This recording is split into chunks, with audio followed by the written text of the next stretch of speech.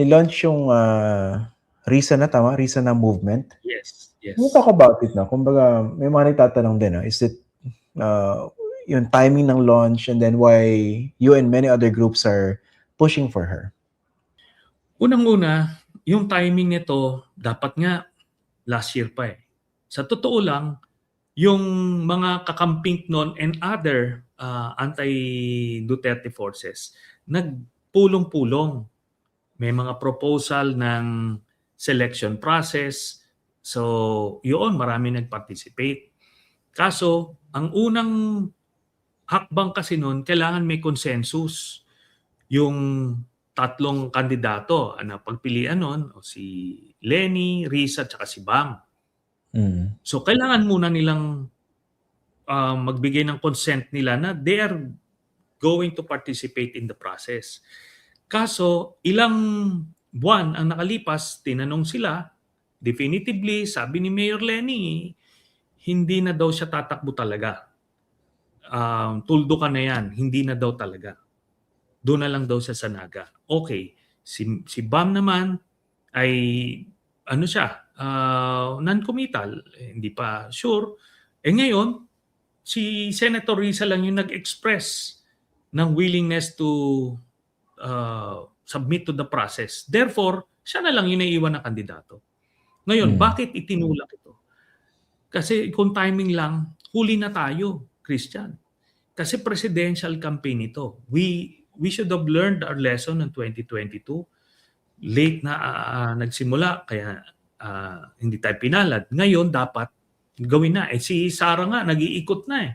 Since 2024 pa lang, umiikot na siya.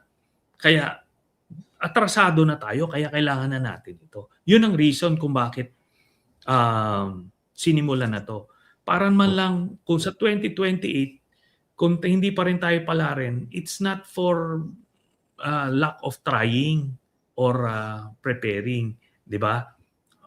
At least binuhos na natin lahat. Tapos ganun ang mangyari naman ito, kung sisimulan mo naman itong movement na ito during the impeachment trial, di lalong hindi pwede yon. Kasi Senator Judge Risa, maapektuhan yung objectivity. Kung naman after nun, mga November na yun, di late na naman. Kaya I believe ito na yung perfect time kasi wala nang nag-express ng interest to be a candidate si Risa. Di siya na, Risa na. So, that is aside from the fact that very qualified naman siya to begin with. Itong kumakalat ngayon na WINRI, yung iba meron silang yung parang pinapasigat na political love team, no? Does it make sense? Kunwari, in 2028, yung ganun tandem, Risa for President, Sherwin Gatchalian for Vice President, at least from your perspective. Lahat yan, yung mga tandems na yan, politically viable yan. Kasi yung Risa Gatwin tandem, ano to eh, si Sherwin can be the administration candidate, di ba? Tapos itong si Risa naman yung candidate ng middle forces. So, ito yung coalition. Okay yan. Maraming mga combinations eh. Pwede rin si Senator Erwin Tulfo. Di ba? Pwede rin si si General Torre. Kumbaga, maraming pwede. Tapos, itong kay Risa naman, talagang we will have to go for it. Pero ako personally, talagang pinupush ko yung coalition. Kasi iba kasi yung administration candidate talaga, Christian. Easily plus 10 up to 15% kanyan pagka-administration candidate ka. Kasi yung makinarya built-in na yon. Hindi mo na bubuuhin pa. Unlike kung independent candidate ka, talagang challenge yon logistically. Pero yung yung ideological differences nun, paano yung i-bridge yun? Tsaka yung banat na eventually sabihin, kain suka kayo, bigla kayong kumampi dito kay Bongbong Marcos.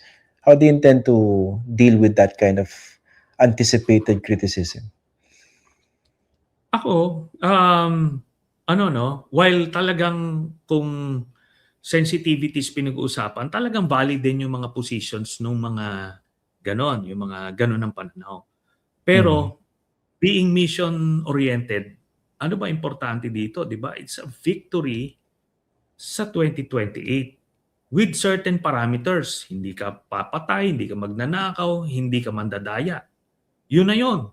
Yung all the rest, tactical, pwede na natin i-ano yun. Na tipong hanggang saan ba yung coalition? Hanggang saan ba yung limitations nung pagkakaisa? Kasi pwede naman kasing si Risa would be the healing candidate.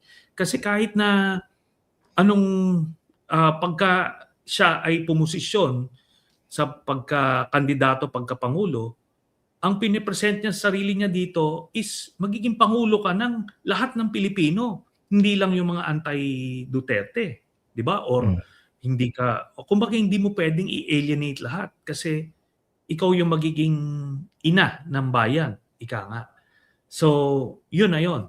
Yung mga parameters ko hanggang saan yung coalition na yun, mga detalye na yun pagdating ng panahon na dinidiscuss na yung coalition.